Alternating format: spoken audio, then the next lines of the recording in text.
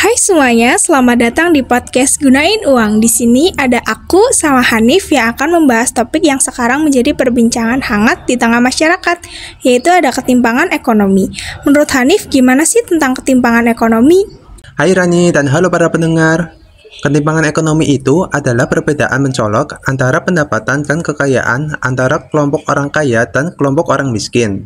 Sederhananya, ada orang yang punya uang banyak sekali dan banyak berbagai aset, sementara ada juga yang hampir tidak punya apa-apa. Ini adalah masalah yang kompleks dan punya banyak penyebab. Jadi, ada yang namanya si kaya dan si miskin. Tapi kenapa ya hal ini bisa terjadi? Menurutmu bagaimana, Ran? Nah, ini yang menarik nih. Menurutku, ketimpangan ekonomi bisa terjadi karena berbagai penyebab.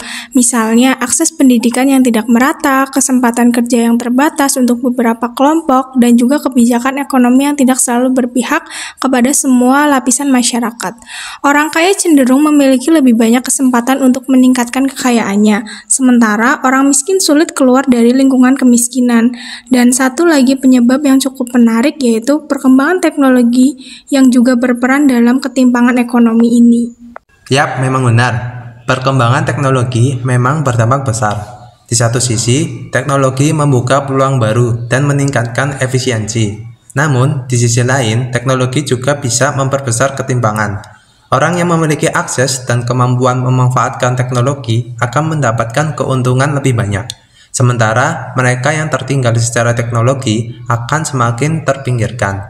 Misalnya, dalam sektor pekerjaan, otomatisasi dan digitalisasi telah menggantikan banyak pekerjaan tradisional. Akibatnya apa? Akibatnya, orang yang tidak memiliki keterampilan teknologi yang cukup sulit bersaing di pasar kerja.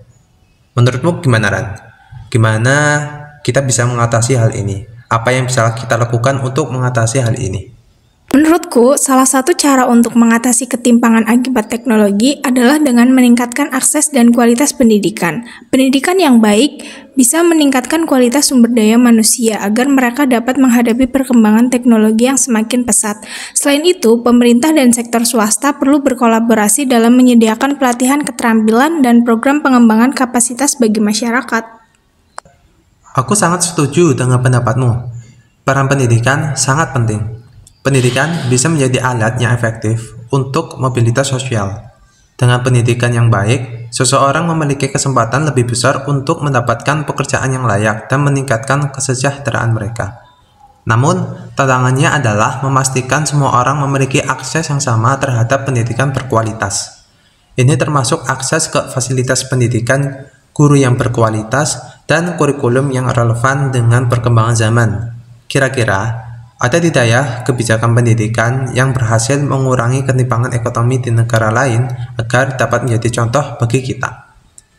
Kita bisa melihat contoh kebijakan-kebijakan di negara Skandinavia, seperti Swedia dan Norwegia. Mereka menerapkan pajak progresif yang tinggi, memberikan akses pendidikan dan kesehatan gratis atau sangat terjangkau, dan memiliki sistem jaminan sosial yang kuat. Kebijakan-kebijakan ini berhasil mengurangi ketimpangan ekonomi di negara mereka.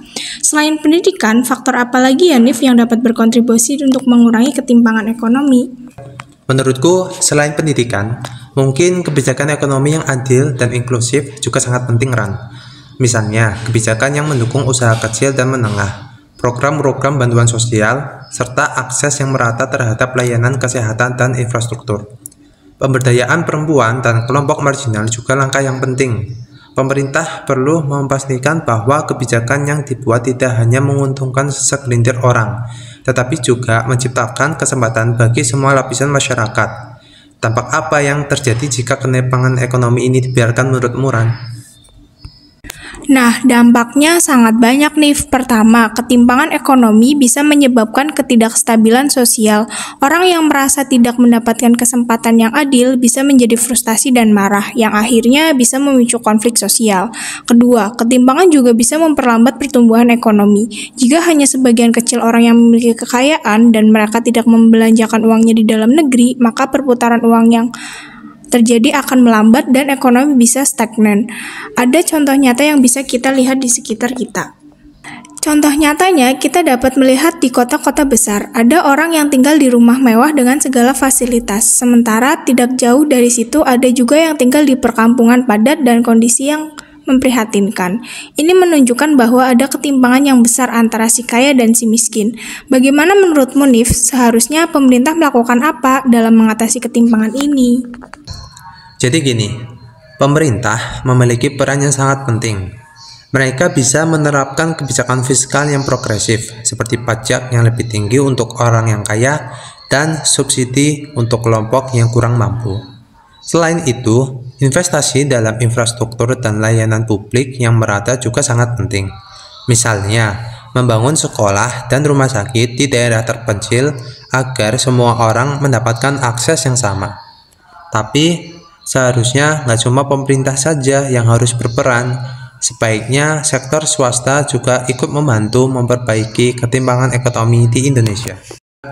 Mungkin sektor swasta juga bisa menerapkan praktik ekonomi yang adil dan inklusif, seperti perusahaan swasta yang memberikan kesempatan kerja yang setara, membayar upah yang layak, dan memberikan pelatihan kepada karyawan. Selain itu, perusahaan juga bisa berinvestasi pada program-program tanggung jawab sosial yang bertujuan untuk meningkatkan kesejahteraan masyarakat.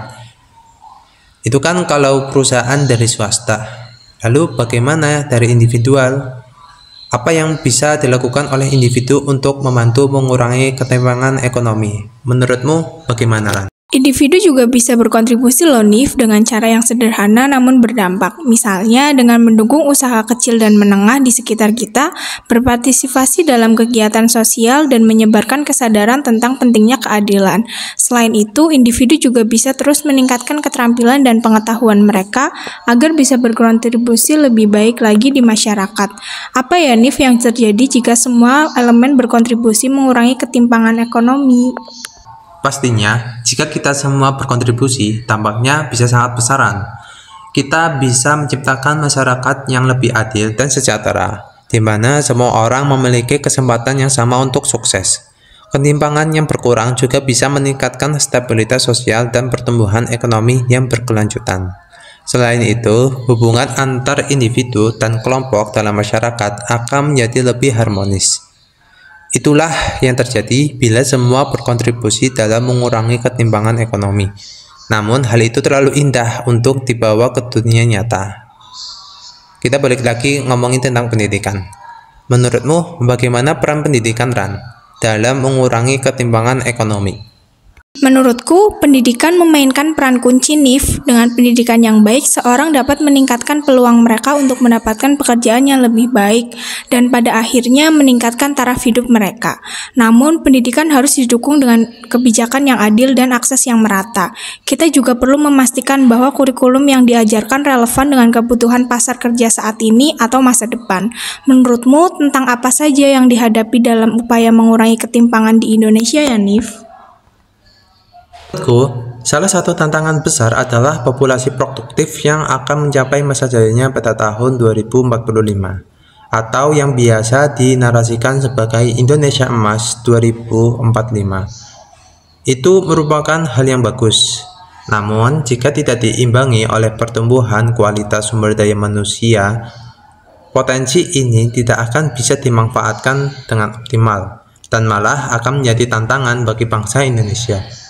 Tantangan lainnya adalah pemerataan infrastruktur dan akses ke layanan dasar seperti pendidikan dan kesehatan. Selain itu, ada juga tantangan dalam hal pengelolaan sumber daya alam dan distribusi hasil pembangunan. Semua hal itu tidak jauh dari manfaat sebuah inovasi dari teknologi. Nah, bagaimana menurutmu, Ran, agar kita bisa memastikan bahwa teknologi benar-benar bermanfaat untuk semua lapisan masyarakat? Teknologi bisa bermanfaat untuk semua lapisan masyarakat jika digunakan untuk hal-hal yang positif, Nif. Misalnya, penggunaan teknologi untuk pendidikan online, e-commerce, dan layanan kesehatan jarak jauh. Namun, kita juga harus menghadapi penggunaan teknologi hal yang negatif, seperti penyebaran berita hoax dan konten yang tidak pantas. Ada tidak sih, Nif, tips untuk individu mengurangi ketimpangan ekonomi? Individu bisa melakukan banyak hal, Ran. Misalnya, belajar dengan giat mengikuti perkembangan teknologi, tidak menghabiskan waktu dengan percuma, dan meningkatkan skill serta mindset. Dengan demikian, kita bisa bersaing di dunia kerja dan berkontribusi pada perekonomian. Selain itu, mendukung usaha kecil dan menengah, serta berpartisipasi pada program-program sosial juga bisa membantu mengurangi ketimpangan ekonomi. Kamu bisa nggak kasih contoh konkret dari individu yang berhasil mengatasi ketimpangan ekonomi? Ada beberapa contoh yang bisa kita lihat nih, misalnya banyak entrepreneur muda yang sukses di bidang teknologi dan startup yang awalnya berasal dari latar belakang ekonomi kurang mampu dan beruntung mereka sekarang sukses. Dengan kerja keras, pendidikan, dan inovasi, mereka berhasil menciptakan lapangan kerja baru dan memberikan kontribusi positif bagi masyarakat. Contoh lainnya adalah inisiatif sosial yang dilakukan oleh berbagai komunitas untuk membantu meningkatkan keterampilan dan pengetahuan masyarakat kurang mampu. Ada hal lain nggak nih yang kamu ingin tambahkan sebelum kita akhiri episode kali ini? Oke Rani, saya ingin mengingatkan bahwa ketimpangan ekonomi bukanlah masalah yang bisa diselesaikan dalam semalam. Diperlukan usaha bersama dari pemerintah, masyarakat, dan individu untuk menciptakan perubahan yang nyata. Mari kita semua berkontribusi sesuai dengan kemampuan kita untuk menciptakan dunia yang lebih adil dan sejahtera. Terima kasih sudah mendengarkan podcast Gunain Uang. Sampai jumpa di episode selanjutnya. Terima kasih Hanif dan terima kasih juga untuk para pendengar setia kita. Jangan lupa untuk saling berbagi kebaikan dan saling membantu. Sampai jumpa di episode berikutnya. Jangan lupa like, share, dan komen di channel Gunain Uang.